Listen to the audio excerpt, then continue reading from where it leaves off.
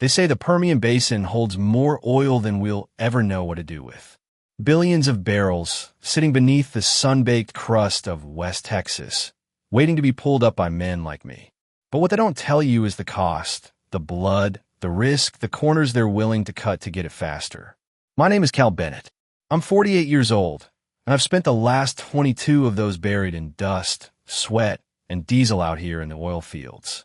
Started out hauling pipe back when I was still fresh out of the Navy. Worked my way through the ranks. Learned every machine part by name, every sound a motor shouldn't make. But what really stuck with me was how fast things could go wrong when safety gets treated like a nuisance. One bad call out here, and you're not calling anyone ever again. For the past 6 years, I was the lead safety inspector on Rig 14, a land-based hydraulic fracturing site near Midland. We called it the Iron Spine, not because it was anything special, but because of the way the drilling tower rose out of the desert like a steel vertebra. The kind of place where steel-toed boots felt more sacred than Sunday shoes. It was early morning when Tyler Grayson walked up behind me. I didn't need to turn around to know it was him. His boots didn't crunch the same as the rest of us. Too clean, too polished. I kept my eyes on the pressure gauges while checking the fluid stabilizers. "You're slowing us down, Bennett," he said. "The other sites are already 3 days ahead of target." I didn't answer right away. I was checking a variance in the well pressure that didn't sit right. Made a note of my logbook, triple-checked it, and finally looked up. Tyler was fresh out of corporate, the kind of guy who wore cologne to a job site and spoke in terms like efficiency matrix and capital leverage. His hard hat looked like it had never seen a single gust of Texas dust. "This backflush pump's showing cavitation marks that weren't there last week," I said, holding up the readout. "Means we're either running it past tolerance or someone installed substandard parts. Either way, it needs a teardown before the next shift." "That'll cost us half a day," he snapped. "You do realize you're not paid to babysit bolts?" "No," I replied quietly. "I'm paid to make sure nobody gets blown 6 feet into the dirt because of bolt shears at 3,000 psi. He smirked, arms crossed like some high school principal ready to suspend a troublemaker. "Corporate's under pressure. They want daily volume up by 15%. That means drilling, not stopping every time you feel anxious about a sound." He didn't understand. They never do, not until something explodes. I remembered a kid named Frankie Morales, 23, fresh out of trade school, worked a rig 2 miles from here. One day, his torque wrench failed on a pressure valve. The blowout sent him into the air like a rag doll. When we got to him, he was gone. I had been on that cleanup. Held his hard hat in my hands, blood still fresh on the brim. That memory stays with you. That's why I don't skip steps. But guys like Tyler, they don't remember the dead. They remember production numbers. He stepped closer. "I've seen your reports, Bennett. You file more incident logs than the rest of our district combined." "Maybe I notice more," I said. "Or maybe you're just making yourself look useful." My jaw clenched, but I didn't bite. "Not yet." I just said, "You'll have my updated report by end of shift." "You better," he muttered. "We got targets to hit."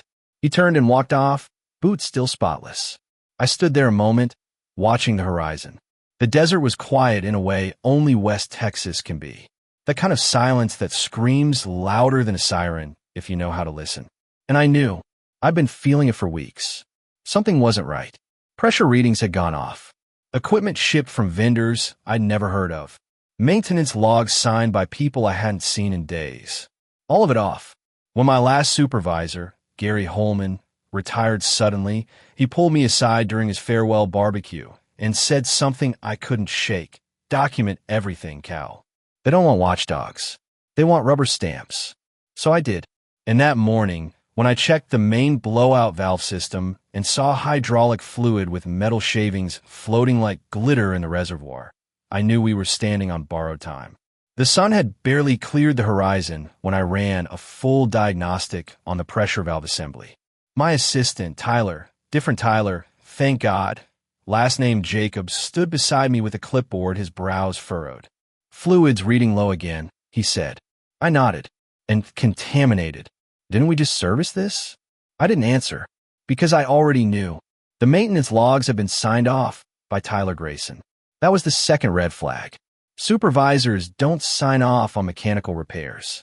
Not unless they're bypassing protocol. Pull the inventory sheet, I said.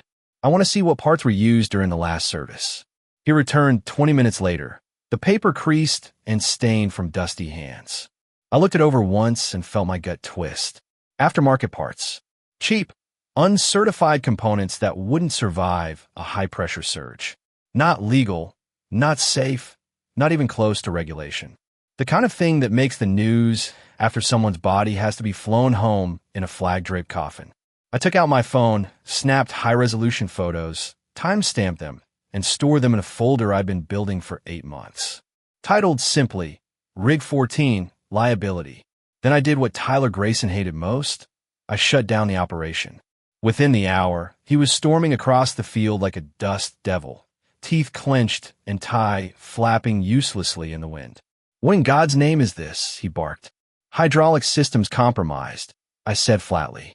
"We need a full tear-down and inspection." "This well is live," he snapped. "Do you know how much every idle hour costs us?" I folded my arms.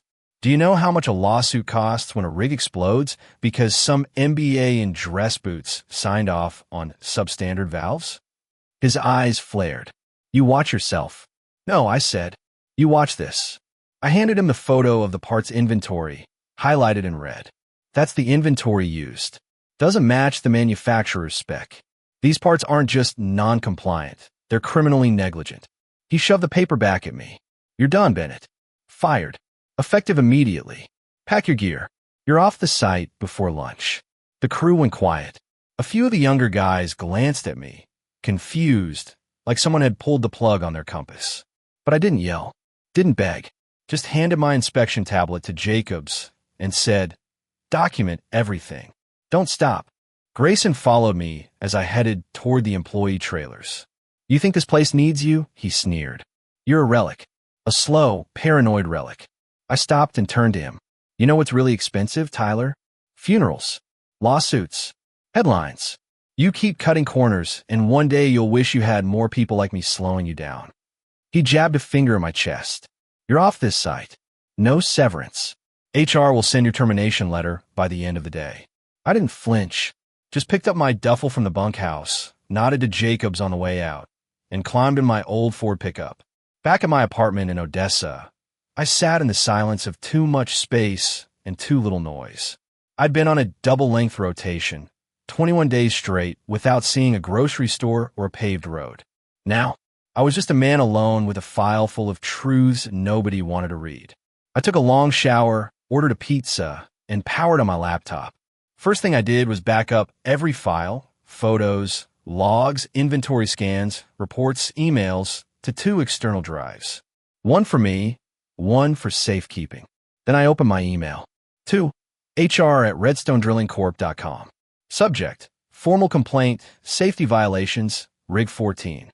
I kept it direct. No emotion. Just facts. This letter is to report a pattern of safety violations and corporate misconduct at Redstone Rig 14.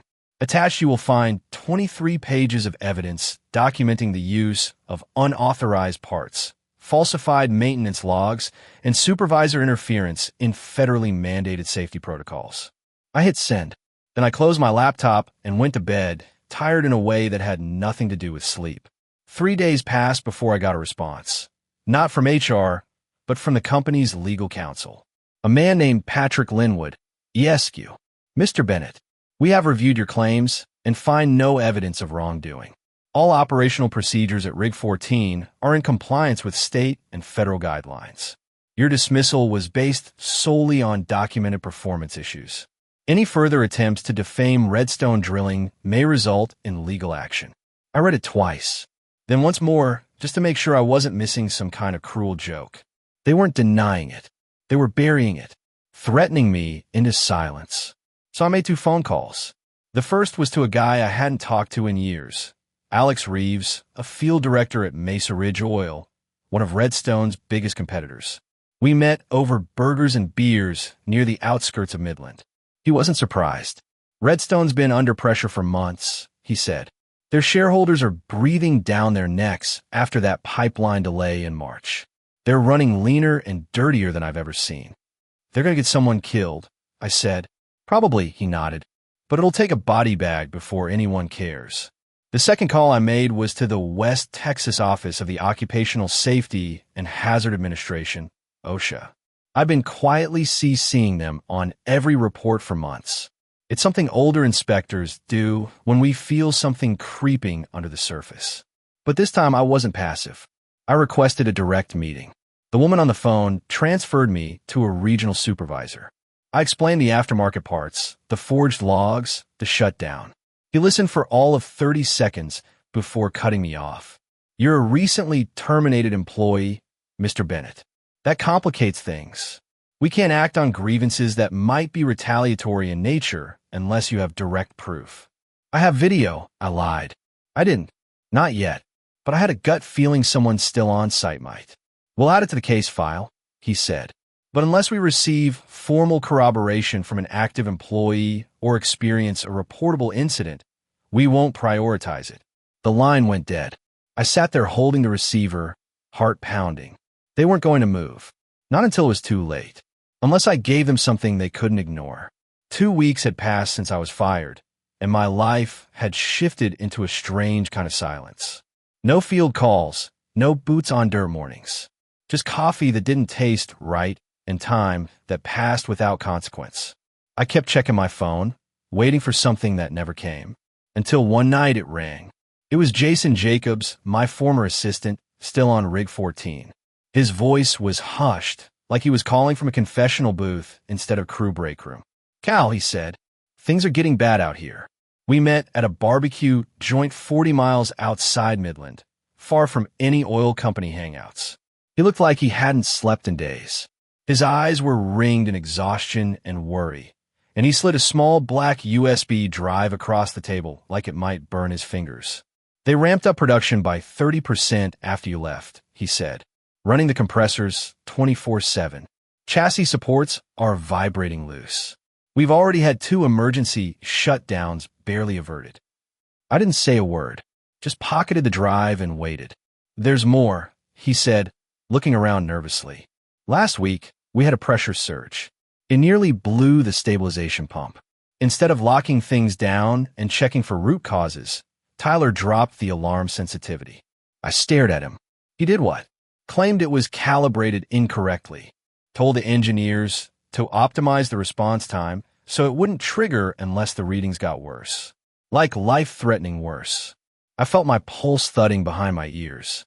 And Cal, Jason leaned forward, voice barely above a whisper. I saw an email on his laptop. It came from someone in corporate.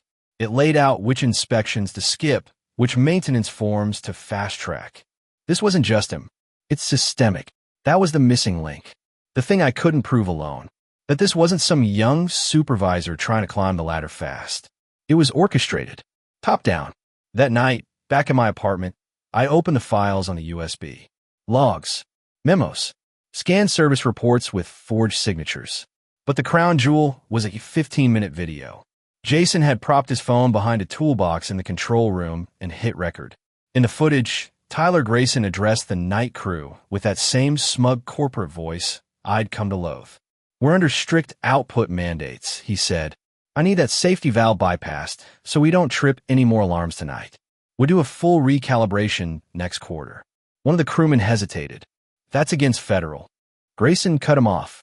It's within our adjusted parameters. You do your job, and let me worry about compliance. The timestamp was from 5 days ago. That was it. The match to light the fuse. At sunrise, I called the OSHA regional office in Fort Worth. I didn't bother with the phone tree. I used a direct extension someone had given me years ago after a minor accident at a former site. This time, I got a supervisor named Diana Foster.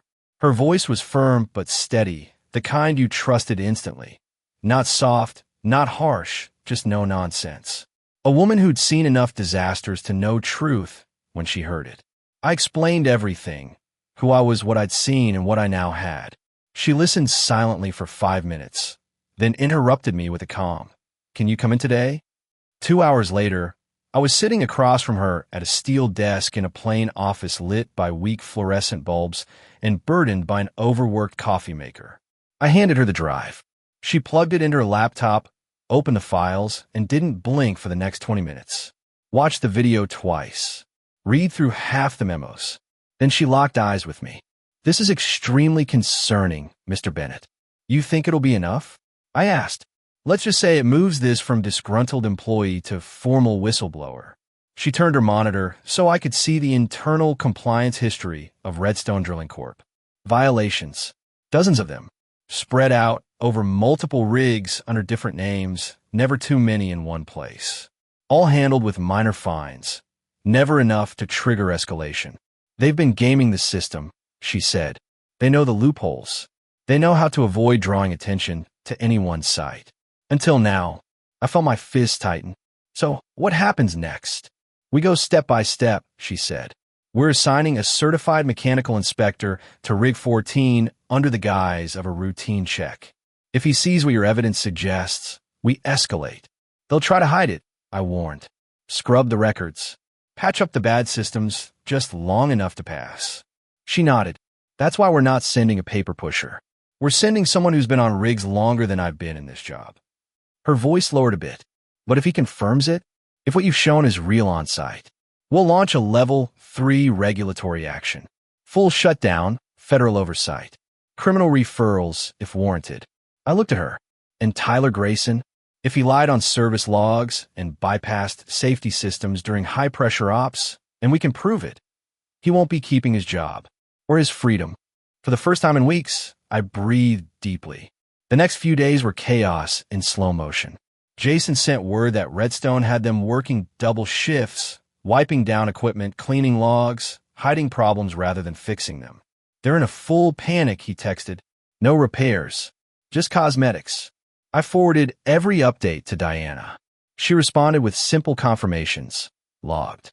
Forwarded. Prepping team. The night before the inspection, I barely slept. I watched the clock tick past midnight, waiting for something, anything. Then my phone lit up. "Jason, Grayson's got everyone scrubbing down the whole site. Told the crew if they mention anything to inspectors, they're gone." I recorded it. I sent the clip to Diana. She replied instantly. "Diana, our team's wheels up at 6 a.m. We're ready. The wind in West Texas doesn't carry whispers. It carries warnings." And that morning, it howled across the plains as the black SUV from the Fort Worth office pulled up to the gates of Rig 14. I wasn't allowed on site. Not yet. I had to wait across town in the regional OSHA office in Midland. Diana had made it clear. "We can't compromise the inspection. No contact until it's complete." But Jason kept the pipeline open. 8:14 a.m. "Jason, they're here. For inspectors." Grayson sweating. 9:02 a.m. "They're asking detailed questions. Measuring things. Not just visual." 10:16 a.m. "They opened the BOP system. Didn't like what they saw." The minutes crawled. 11:44 a.m. "Fluid sample came back bad. Metal particulates confirmed." 1:22 p.m. Grayson tried to stop them from testing the backup pumps. It didn't work. By mid-afternoon, I was pacing the tile floor of the OSHA waiting area, phone in hand, gut twisting.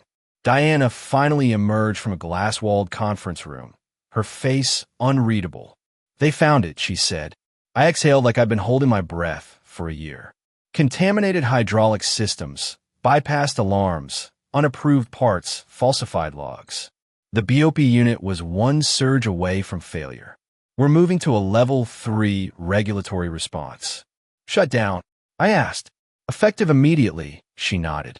"Redstone Rig 14 will cease all operations pending a full compliance investigation." She paused. Grayson's reaction also worked in your favor. He tried to argue with the inspector, claimed everything had been cleared, showed them a signed certification. It was forged. I nodded. I'd expected as much. Behavior like that doesn't just raise red flags. It triggers legal scrutiny.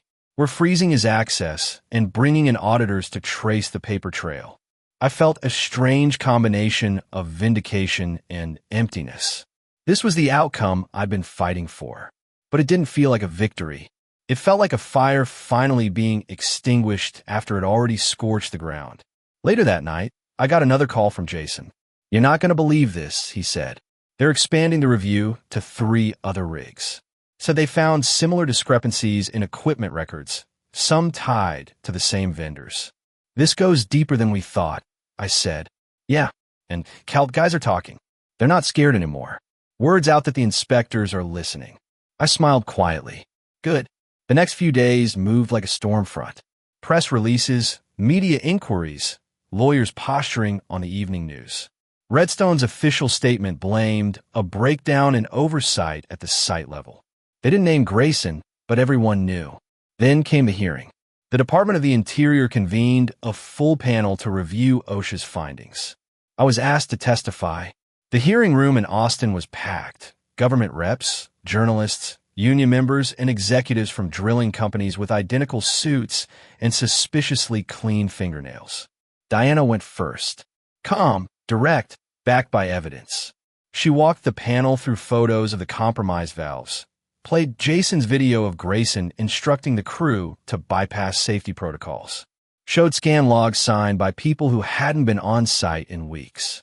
Then she introduced me. I stepped up to the microphone, my heart calm, but my hands slightly trembling. My name is Cal Bennett.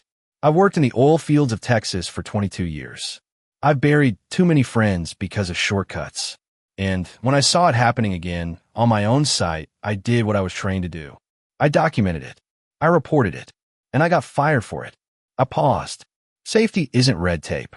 It's the only thing standing between a tough day at work and someone not making a home. Redstone forgot that. I didn't. The room was quiet. The kind of silence that's heavier than noise. Later that day, the panel ruled. Maximum penalties. $210 million in federal fines. Full shutdown of Rig 14. Legal proceedings against key personnel, including Tyler Grayson, who was taken into custody 2 weeks later for knowingly falsifying safety reports and endangering federal workers. Redstone stock plunged. Investors fled. The industry press lit up. But the real win? The calls I got after. Guys from other rigs. Inspectors I hadn't talked to in years. Young engineers saying they'd kept quiet for too long but weren't going to anymore. And then came the one that changed everything. It was Alex Reeves again. I've got an offer, he said. Mesa Ridge is building a new safety division. From the ground up. We want to do it right, Cal. And we want you to lead it. I didn't say yes right away. Instead, I asked one question. Can I bring my team? He didn't hesitate. Whoever you want. 3 months later, I stood at the edge of a new drilling site in East Texas, watching a transport chopper descend over a wide stretch of gravel and steel. The Mesa Ridge logo glinted on the helipad as fresh dust spiraled up from the rotors. The air smelled like motor oil, dry heat, and the faint charge of a second chance. The helicopter door opened, and out stepped 6 new recruits. Hard hats in hand, safety vests bright, expressions a mix of curiosity and respect. Some had heard about the Redstone scandal. Most of them had seen the video. Whispers about the rig that nearly blew had made their way through the oilfield world faster than a drill motor at full torque. I waited for them by the steel frame orientation hall, alongside a man I trusted like a brother, Jason Jacobs, now officially my deputy. He nodded as the crew walked up. Still hard to believe we're doing this, he said. I glanced at him. It's not hard to believe. It's hard to forget what we had to go through to get here. The Mesa Ridge Board had made me an offer after the fallout. That they didn't just want a head of safety. They wanted a director of field integrity, someone who'd rebuild the entire protocol from the bolts up, someone who wouldn't bow to quarterly reports or shareholder whims, someone who'd earned the right to say no and have that mean something. But I'd made one condition clear. I bring my own team, or I don't come at all. Jason was the first I called. Then the 3 other field workers from Rig 14 who had quietly passed me reports, flagged strange invoices, risked their jobs to protect people they barely knew. We called ourselves the Watchdogs now half-jokingly, but deep down we all knew what it meant. We were the last line between greed and grave mistakes. Inside the orientation room, I walked to the front. No PowerPoint, no video presentation, just my voice, the same one I'd used in machine rooms and safety briefings and all those long nights staring at logs no one else wanted to touch. My name is Cal Bennett. I began, and I've worked on drilling rigs longer than some of you have been alive. A few nervous smiles. You probably heard about Redstone Rig 14, about how close it came to blowing, about the reports, the shutdown, the fallout. What you didn't hear, what the headlines won't tell you, is that it wasn't bad equipment or bad luck that almost killed us out there. It was silence, complacency, the belief that speaking up wasn't worth the trouble. I looked at each of them in turn. Out here, we don't get second chances. We get protocols. We get each other. And if you're standing in this room, it's because I believe you have the guts to say, stop. This isn't safe. Even when your paycheck says go. The room was quiet, but the silence felt different this time. It felt like attention, like respect. You'll learn every system on this site. You'll be tested until you know what every red light, every vibration, every shift in pressure means. You'll know how to act when something's off. And more importantly, you'll be expected to act. Jason stepped forward and handed out manuals, real ones thick as bricks with field notes written in the margins by our team. No shortcuts, no templated nonsense. I closed with one final truth. This job won't make you rich. It won't get you promoted fast, but it might make you the reason someone goes home to their family next weekend. That afternoon, we walked the site together.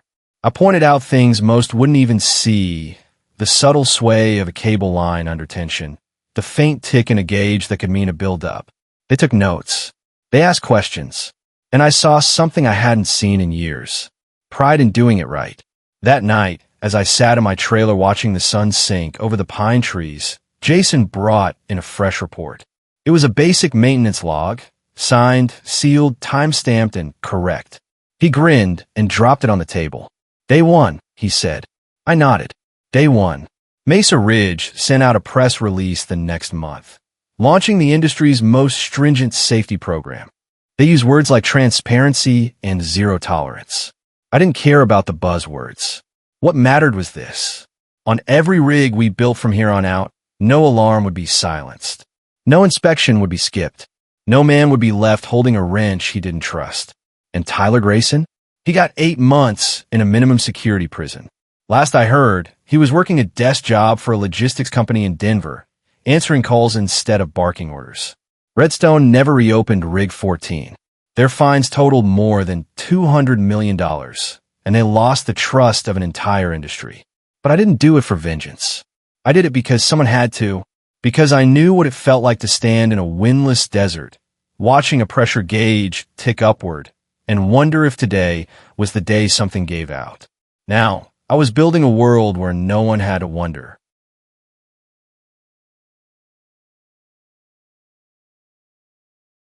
Then this is the place for you. We share real stories of courage, integrity, and quiet heroes who refuse to back down. Subscribe to the channel, join the conversation, and help us keep these voices alive. Because the world needs more people who still care.